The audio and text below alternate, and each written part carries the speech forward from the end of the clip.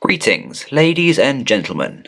I'm your narrator, Not-So-British-Brit, and in today's narration, we're doing Galactic Warriors, Beginnings, Chapter 3, by Sci-fi774Roamer.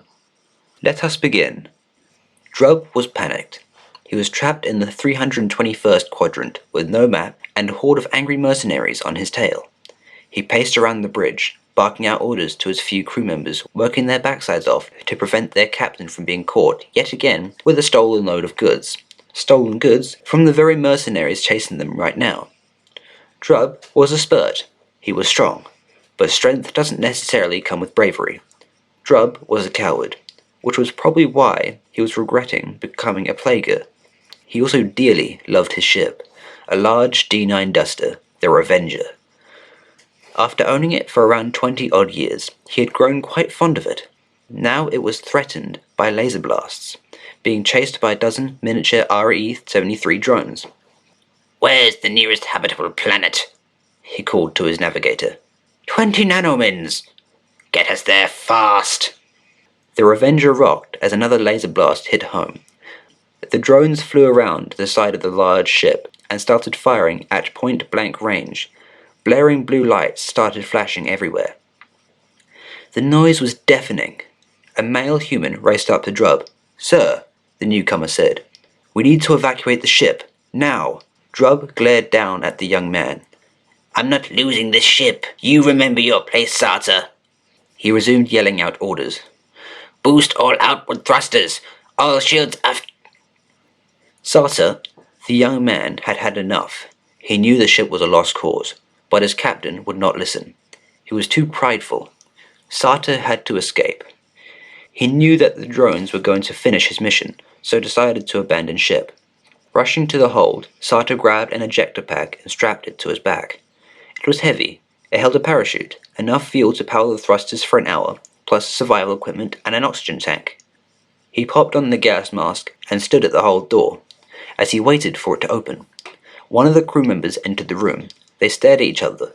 Then the crewmate spoke up. "Where are you going?" he asked suspiciously, reaching for his electric baton. Sarta grinned in his breathing mask. "Guess you'll never know." Sarta grabbed out his blaster and shot the man once, dead in the head. Then he turned and jumped out of the ship, activating the thrusters on his back. Blue flames spurted out the ends of the double cylinders underneath him. He leaned forward so as to propel himself forwards. A blue planet floated in empty space in front of him. Around Sarta, a dark void and white stripes surrounded him, enveloping him in an icy grip. As he jettisoned towards the planet, a green blast shooting past him made him turn around startled. 5 of the drones were chasing after him. The other 5 were still attacking the Revenger. As he looked, the larger ship's blue shields were penetrated by the lasers, and after a few extra hits, it exploded in a large fiery ball of disintegrating metal. Sarta felt the heat from the explosion, scorching his face, even through his mask. He focused his attention on the drones again, who were all now targeting him. Sarta reached to his thigh and withdrew his blaster. He fired several shots, succeeding to decommission one and damage another. He then flew full thruster towards the planet, dodging laser fire as he flew. He felt the searing heat as a bolt of pure energy zoomed past his leg, barely touching his leg. He was now entering the planet's atmosphere. The drone's firing stopped. Sarta looked back to realize they had pulled back to resume attacking the ship. Sarta breathed a small sigh of relief and turned off the thrusters so as to not burn up in the atmospheric air resistance. He looked behind him one more time and saw a bright orange burst of flame in the stars, where the Revenger used to be. Mission accomplished. The ground rose up to meet him, and he deployed his parachute to ensure a nice, smooth landing. As his feet touched the hard, blue ground, he clicked a button on the side of his pack, releasing his chute. He then slung his backpack off and pulled out a databank. He scanned the immediate area, and the databank pulled up files of the planet, Zoru. Apparently, his nearest contact was in the central city, Pondu. Sarta decided he could wait. He grabbed a snack to eat, then using a survival blanket and an inflatable mattress from the pack, he set up a bed and fell asleep. According to his watch, Sarta had slept for 11 hours. Stretching, he rose and looked around. Nothing seemed out of the ordinary. He yawned, rubbed his eyes, and started packing.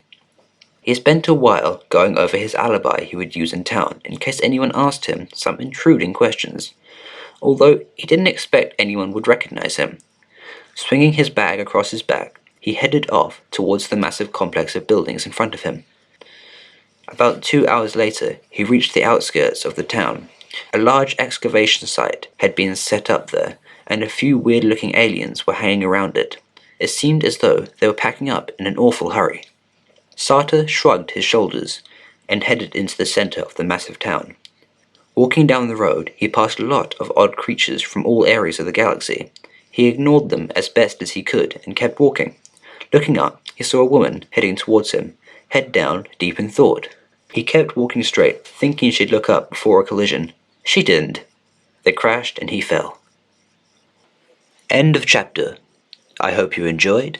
Have a lovely day. And please consider commenting anything I can do to improve my narrations.